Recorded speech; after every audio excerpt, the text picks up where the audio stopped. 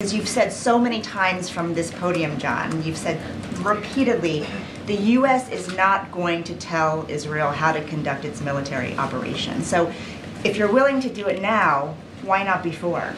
But while he was on the ground, Netanyahu still said again that they are prepared to do it alone. If you guys have a disagreement this big, is that grounds to consider withholding military aid? There are coming weeks, though, the U.S. was saying the only way they would support a ground invasion in Rafah was if there was a credible plan to relocate those civilians. That's so right. The position now is that's not possible. Was it ever possible? So are we to understand that President Biden has just lost all of his sway here?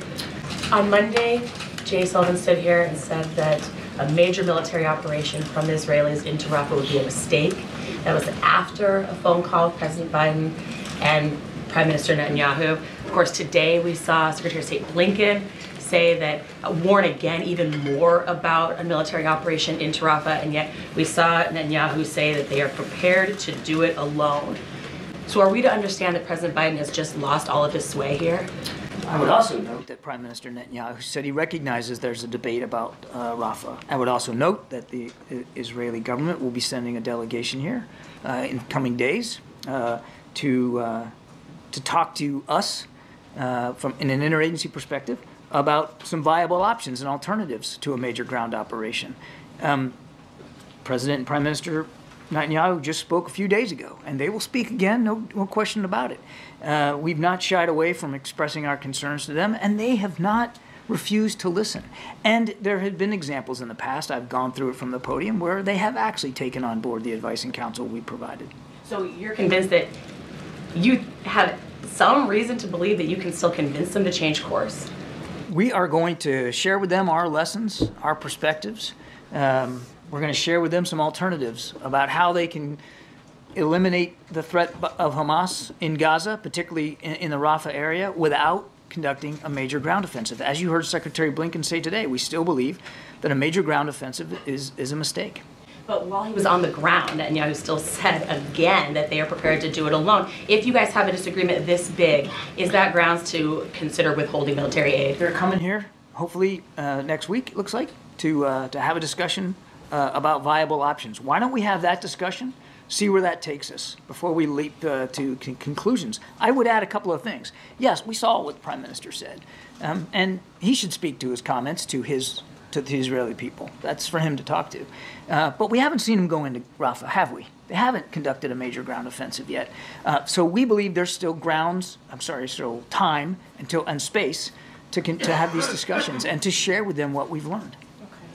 What will make this? No, go ahead. No, I'm just saying we don't have this meeting next week a success, John, between the United States and Israel? We're not putting benchmarks on it, Steve. We're looking forward to the opportunity to have a delegation here from Israel to share some of our thinking about viable alternatives, and we'll see where it goes from there. If Netanyahu comes to speak to Congress, would the president take the opportunity to meet with him while he's here?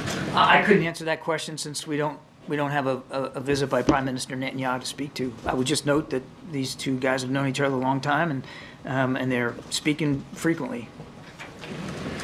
Israeli Defense Minister Gallant is scheduled to go to the Pentagon on Tuesday. Has that broader meeting with the other officials, has a date been set for it yet? We'll have more to share in coming days about what the schedule is going to look like, but we expect that the meeting will take place next week. Does the president feel that he... Let me just add, it'll be that delegation that meeting about Rafah is a separate meeting than the defense minister's meeting with Secretary Austin, which was long scheduled. And does the president feel that he does have tools in his toolbox to perhaps exercise harder leverage against Israel if they do move forward with going into Rafah? We're going to continue to approach this with Israel as we have in the past, which is to make sure that they have the tools they need to defend themselves against a still viable threat, while at the same time using the strength of the relationship between the United States and Israel, and yes, the strength of the relationship between the Prime Minister and the President, to continue to urge them to minimize civilian casualties, to allow more humanitarian assistance to get in, and this is getting, we haven't once talked about in this press conference today about the hostage deal, to move forward on that hostage deal, which again, we think those talks are making progress. Can you talk a little bit about how much progress? Secretary of State Antony Blinken yesterday said gaps are narrowing. Do you think that it's close? We do believe that we're getting closer. I couldn't give you a date certain on the calendar, but that the discussions are still happening, and that they are happening at the pace at which they are, and with the participation that we're seeing on all sides, it's a good sign. And again, I don't want to get too sanguine here. Nothing's negotiated till it's all negotiated, but we do believe that the gaps are narrowing and we are getting closer. Can you speak to the phrasing of the UN resolution that the U.S. proposed? That it says that the Security Council would determine the imperative of an immediate and sustained ceasefire. Why not just call for a ceasefire directly? Why phrase it like it has? I mean, I don't want you to read too much into the vernacular here. What we called for in this resolution is perfectly in keeping with what we've been saying now for weeks. We want to see an immediate ceasefire so that a hostage deal can take place. You got to have a cessation of hostilities to get hostages out and to be able to get aid in. And what we're looking for, and it's in the resolution, is for a period of about 6 weeks. Yep, just a clarification. Do you have any details you can share about who will actually be in this meeting with the Israeli delegation when they come, who on the U.S. side, who on the We'll have Israeli? more details in coming days. John, today the Vice President said that she had seen the plans and that there was no credible way to allow for I the believe relocation. she said she looked at a map. She saw maps of Gaza. And said that there was no credible way to relocate those who are sheltering there. Was it ever feasible? As I've said from the podium, myself, 1.5 million people in a very confined space, that is a tall order for any military to find a place for that many people to go where they can be safe and secure, where they can have access to medical care, food, water. That's a tall order for any military. And I think the Vice President is speaking plainly and candidly about the scope and the scale of that kind of a challenge. For weeks, though, the U.S. was saying the only way they would support a ground invasion in Rafah was if there was a credible plan to relocate those civilians. That's so correct. The position now is that's not possible. Was it ever possible? We have not seen such a credible plan.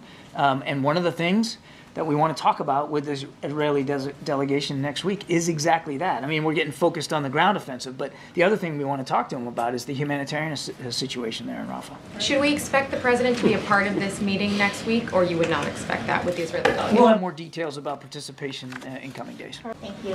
Thanks, John. Can you talk about, in a practical sense, what it means that the U.S. thinks it's a mistake for Israel to go into Rafah with a ground offensive? Will you halt aid and weapons? Yeah, I think I just got the same question. I'm not going to get it. No, well, you didn't. There was an answer. Maybe you didn't find it satisfactory, but that's okay. What we're talking about here is making it clear to the Israelis our deep concerns about any ground offensive into Rafah. There's 1.5 million people there, and it's not a big space. They've got to be accounted for. Their safety and security has got to be protected. And we believe that a major ground offensive is a mistake. We believe that it will be, as I've said many times and you've heard from other officials, a disaster, certainly for those 1.5 million refugees in Rafah. And so we want to present to the Israelis some viable alternatives and options about how they could go after the legitimate threat of Hamas there in Rafah without sacrificing the safety and security of those people. Is it a mistake, or is it a violation of the national security memo that would in turn result in the halt of aid and weapons? Would it be I believe the State Department has already talked about that. The Israelis have submitted their letter in keeping with the national security memo, and Secretary of State has determined that the information they provided was credible and was reliable. And then just one more quick one, because you've said so many times from this podium, John, you've said repeatedly, the U.S. is not going to tell Israel how to conduct its military operation. So if you're willing to do it now, why not before? We're not doing it now. You're not telling them not to do something with That's not what regard this to... meeting is about. We're not going to lay out terms. This is a sovereign country, and they have their own military and they have their own operations to conduct. They have to make those decisions. But as a friend of Israel and an ally, as before today and next week, we want to make sure that they make those decisions fully informed, our lessons learned from urban warfare and this kind of fighting in places like Iraq and Afghanistan. Now, do they have to listen to our advice and counsel? No. But we have seen in the past where they have taken some of it on board. We hope they take this on board.